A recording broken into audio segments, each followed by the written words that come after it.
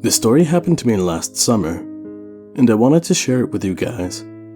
You may be able to explain what the hell happened to me. My name is Matt, and when I was 21, I was camping with my family when this happened to me. We had gone on a road trip to a place pretty far from where we lived, in another province actually. I'm from Nova Scotia, Canada, so we have provinces, not states. It was on this trip that we had decided to bring our new husky puppy Blizzard with us. The camping spot we got was really nice, and the cabin we were renting was at the far end of the grounds, near the forest that surrounded this place. It was so peaceful and quiet. Because he was just a puppy, Blizzard was pretty hyper after a long car ride and after seeing the new place, so my parents had me and my oldest sister Allison, who was 29 at the time, take him out for a walk around the area to calm him down. We took him around the back of the cabin to let him do his business, then started down a sort of walking path that went behind our cabin and into the woods.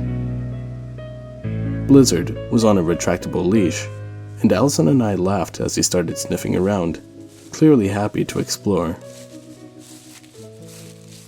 After we had been walking for about half an hour, we hadn't seen anyone along the path, but because we arrived in the evening, we didn't think anything of it.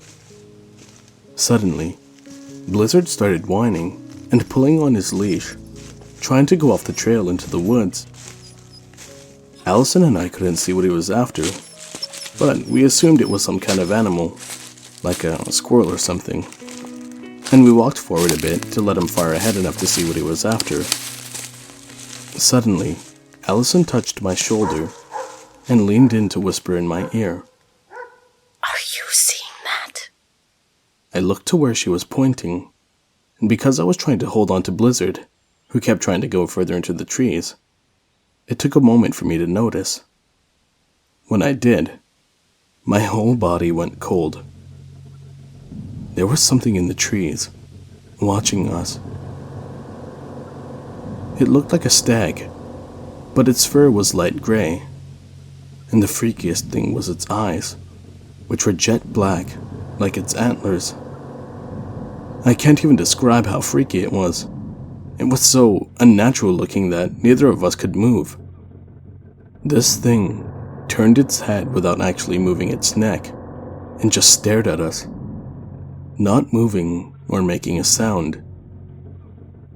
Its look, though, seemed almost disapproving, like we weren't supposed to be looking at it. I quickly picked up Blizzard, who hadn't noticed a thing, and we quickly ran back to the cabin.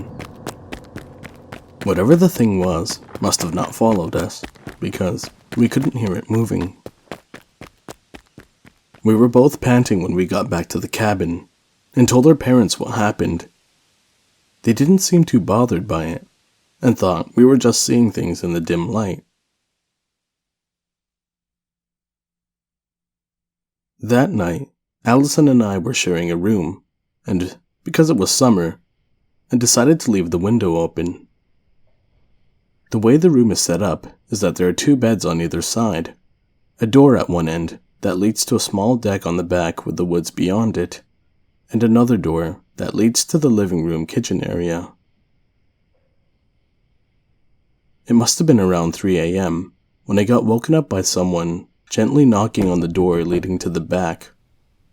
I was still waking up, so I guess I wasn't really focused or thinking properly, so I just mumbled. A voice that sounded just like Allison said, Matt, let me in. I got locked out. I remember getting out of bed and was halfway to the door when I felt my ankle get grabbed. I stumbled and looked down and saw Allison crouching by the end of her bed, holding Blizzard under one arm and my bare foot in her other hand. Her eyes were wide and she was shaking. Matt! The voice said, a little louder this time. Matt, come, let me in. Now that I was awake, I noticed that it wasn't exactly like Allison's. It was a little deeper, and kind of hollow sounding, like someone speaking through a tube or something. Matt, come. It called again, and I felt Allison's hand tighten around my leg. All of a sudden, there was a loud bang, like someone kicked the door, and we heard our parents calling to us in the next room. Our dad came running in, and outside, we heard the sound of an animal with hooves running away. Allison was crying a little, and Blizzard was yelping and squirming, so she finally let go of my foot, and I knelt down to hug her. I told our dad again about the thing we saw, and he frowned. "Stay here," he told us, and went to go look outside. He came back in and told us to try and get some sleep, and that we go to the park manager the next day to let them know what happened.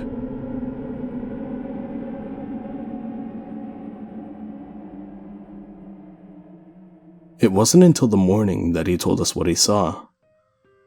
Hoof prints in the grass, but really large ones, bigger than any deer he'd ever seen. The park ranger told us that they'd keep an eye on things and let other campers near the trees know that there might be an aggressive animal on the loose. To this day, though, I still don't know why its eyes and antlers were black, or what that creepy voice was. And I still wake some nights, even at home, thinking I heard some noise in the backyard, and wonder what would have happened if Allison hadn't heard the voice first and stopped me.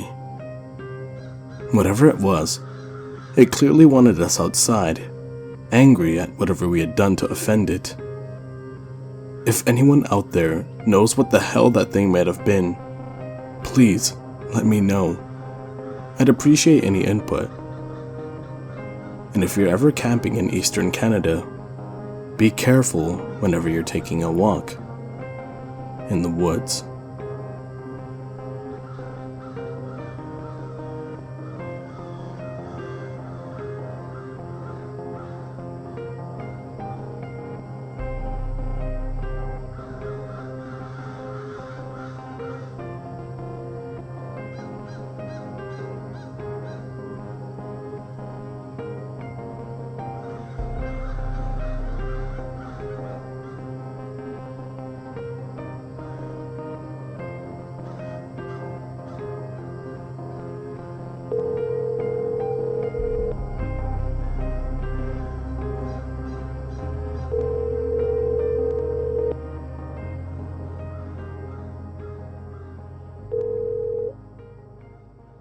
Please leave your message